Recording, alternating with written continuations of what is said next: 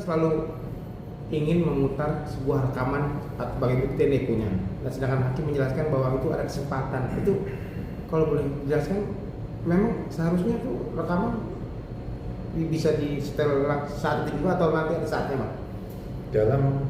Pada saat kesimpulan, proses persidangan ujungnya nanti kesimpulan masing-masing. Itu boleh disampaikan bahwa ada bukti, ada keterangan, itu disampaikan di dalam kesimpulan. Tapi kalau dalam domain acara, ya, replik, misalnya nanti ada tuntutan PPU dan sebagainya, itu tidak boleh masuk ke dalam, pastinya kalau dalam film itu disebut jump shot. Gitu.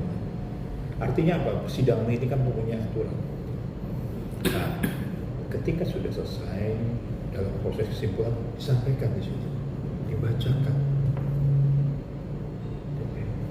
Artinya rekaman itu kemungkinan tidak bisa dibuka, disiarkan atau didengarkan. Ya, pertanyaannya adalah respon dari majelis ini apa? Ditolak. Nanti bilang di pembuktian. Kalau ditolak ya sudah, berarti kan nggak berlaku apapun.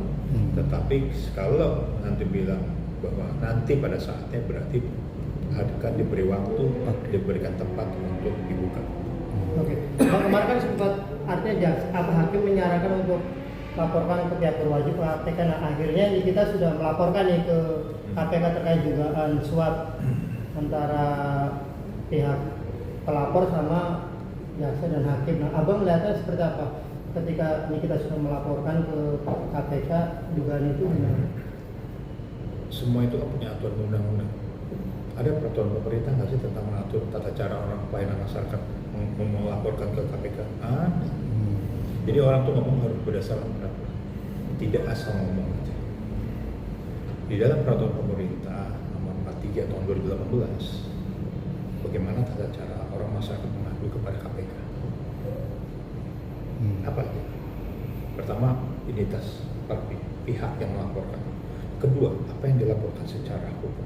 Penegak hukumkah, atau pejabatkah, atau siapa? Yang ketiga, materi yang dilaporkan apa? Bukti awal permulaan apa? Kalau ada selalu lagi. Ketika sudah dilaporkan ke Dumas namanya di pelayanan KPK, itu tempat baru disampaikan apa keinginan kita. Nah, di dalam undang-undang peraturan pemerintah itu, di PP 43 itu 2014 itu diatur semuanya, mekanismenya. Jadi kita nggak boleh keluar koridor dari peraturan pemerintah tentang bagaimana mengadu kepada KPK. Itu ada aturannya, SOP-nya juga. Jadi bukan saya lapor gitu.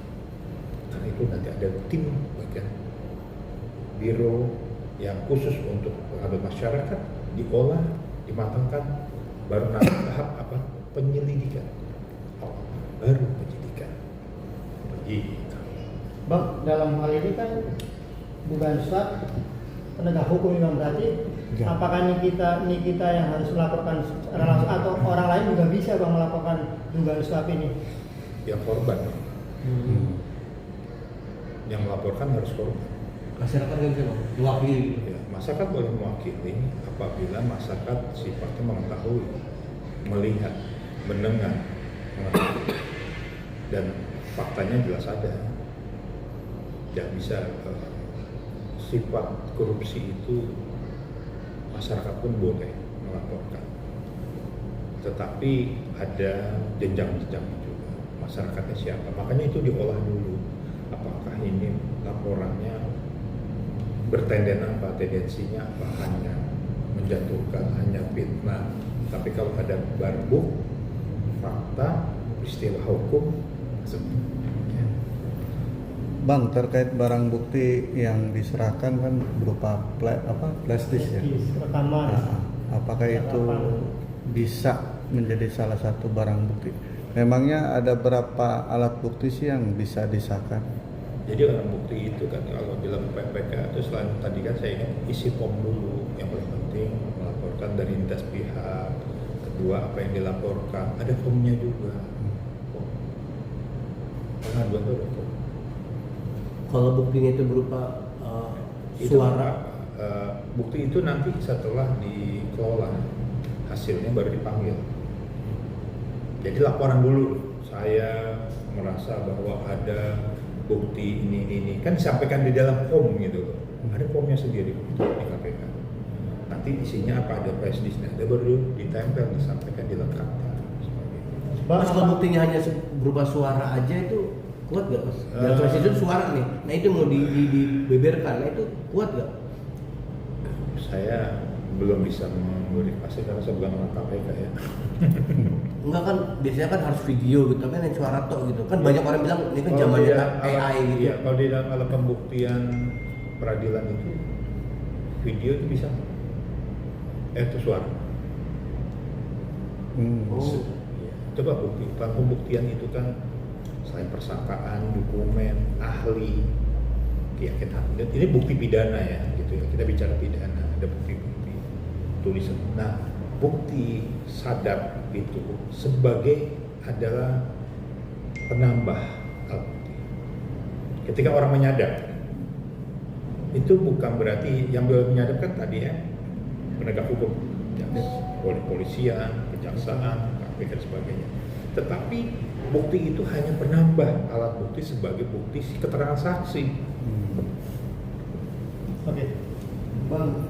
Artinya ketika seseorang mengajukan kepada KPK, berarti nggak serta-merta langsung ditanggapi dan nggak langsung artinya investigasi, abang harus prosedurnya panjang. Kenapa Bang, bukankah informasi sekecil apapun buat KPK dugaan korupsi itu harus Bang diinvestigasi, Bang ditelusuri, Bang? Gak usah jauh-jauh, proses laporan ke kepolisian memang pakai apa?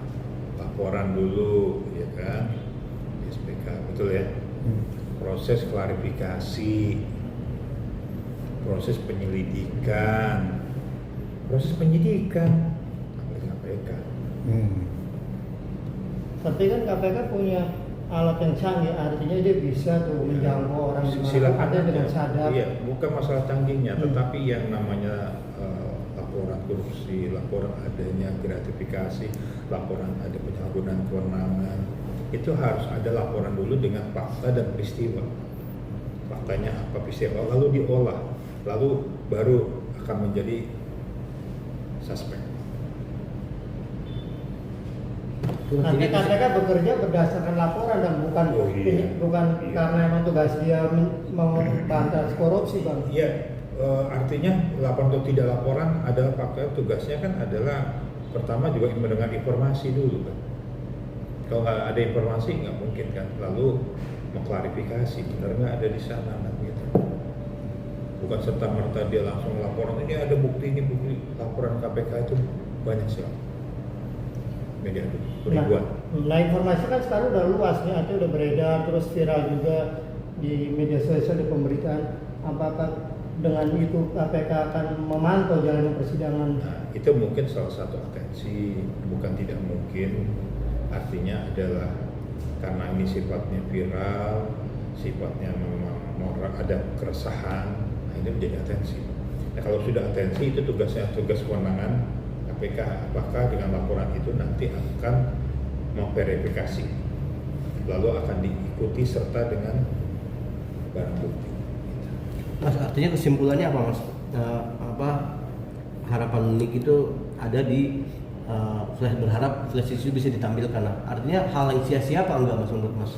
Sebenarnya tidak sia-sia juga ya, baru menyampaikan bahwa apakah saya sebagai seorang masyarakat yang duduk di dalam kesakitan sebagai terdakwa meminta perlindungan hukum, meminta agar perhatian, agar tidak cawe-cawe di dalam proses peradilan. Dan itu boleh bikin menyampaikan, bahkan majelis menyampaikan juga di sini tidak ada yang macam-macam ya, silakan kalau ada macamnya melapor. Itu kan bertanda bahwa itu CCTV, nggak ada yang terbuka secara umum, karena nanti sifatnya pengadaan sifat terbuka, bukan tertutup gitu ya. Ya jadi kalau kita bicara secara terbuka, atau disampaikan oleh majelis, menyampaikan silakan yang baik, apa saja yang diinginkan, tetapi ada tata cara, ada SOP-nya.